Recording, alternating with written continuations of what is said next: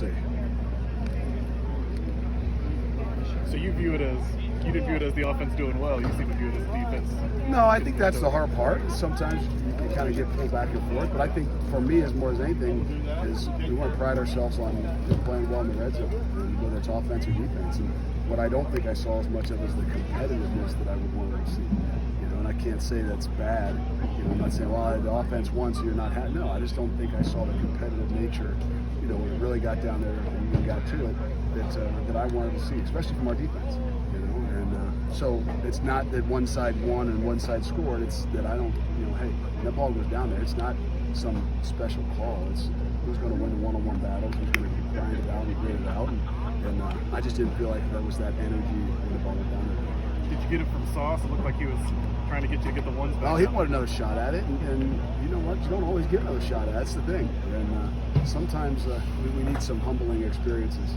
All of us do, as coaches, as players, and that's the only way to kind of refocus yourself. So in some ways, I think maybe the defensive front a little bit, after watching last night and the pass rush and things like that, then the ball goes to the goal line, you don't quite see that same passion and fire, and it could be a humbling experience.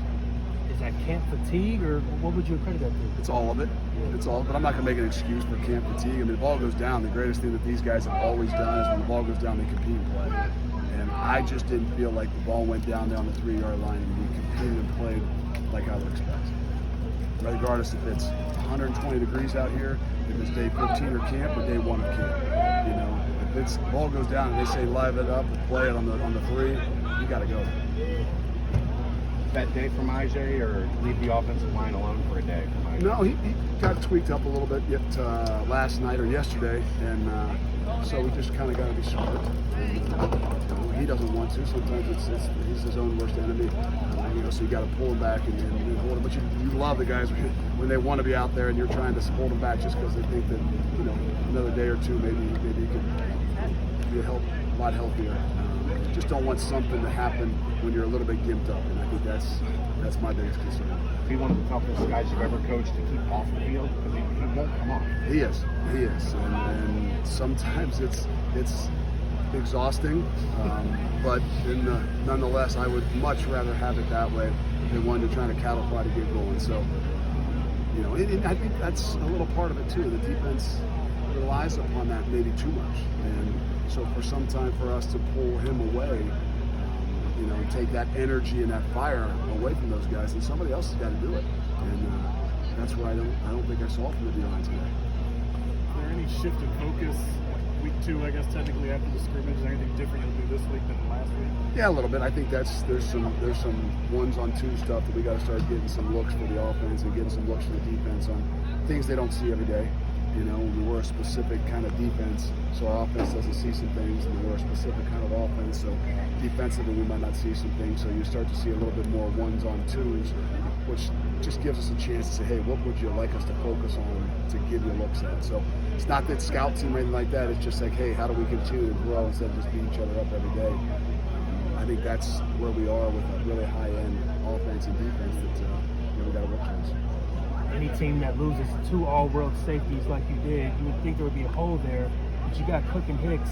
Can you say what you've seen from those guys here in camp? No, you know what? It makes me realize last year we probably should have rolled a little bit more. Just how good those guys are. We knew. Hicks had played. He started 12 games. So, but Cook didn't get he got hurt in camp and didn't get as many opportunities last year. But as you see how they've picked it up, how they've been leaders, how they've kind of taken charge. Sometimes it's just that opportunity, and then sometimes as coaches say, darn man, we might have missed out a little bit there. We could have kept guys pressure, maybe played them a little bit more some way, somehow. But hindsight's 2020. There's other guys obviously doing great, and you always felt like they were hard to take off the field too. But I think we're not going to miss a beat there this year, that's for sure. Happy with how the O-line bounced back today after what looked to be a little bit of a rough day yesterday? Yep, and it's hard because they've had some guys down, and so that line hasn't been the same. And to come out there in a goal line situations, even with down some tight ends and putting some young guys in there, to just see them kind of execute. I know they put the ball in the quarterback's hand a lot there, but nonetheless, if they aren't blocking somebody or getting somebody's way up front, it's going to be really difficult. They did a really good job there. Mario over here, Kobe, Cook over here. You always talk about one player that kind of It does. It does. And I think that's one thing that you get out here, you know, because there's not a whole lot of other things. It's not like they got, you know, they can run back to their apartment and, you know, watch some TV or something. So it really promotes those guys to take a little more ownership, take a little more charge. You know, and then that's, you know, as we go back to campus, it's kind of built that way. And that's why we're really trying to find out who we are as a football team. We know we're good. We know we got talent. But who are we really as a football team this year? You have a lot of depth on the outside, at receiver and corner. Your ones are obviously good, but twos and threes are making plays. Have you seen that as well? Just the depth out there? Yeah, I mean, that was one thing at this camp that we got to find. We got to make sure we kind of know and develop the twos in the back end of our defense. You know, because those ones have played a lot of ball, and we're getting that opportunity with Kobe being out a little bit. You know, to find out there, and you know, even with just the two safeties, you know, we're going to have some young guys and some guys who are going to roll in. We got to figure out who those guys are going to be to really give us depth that we can count on when we, you know, something happens in the game. Good. Thanks.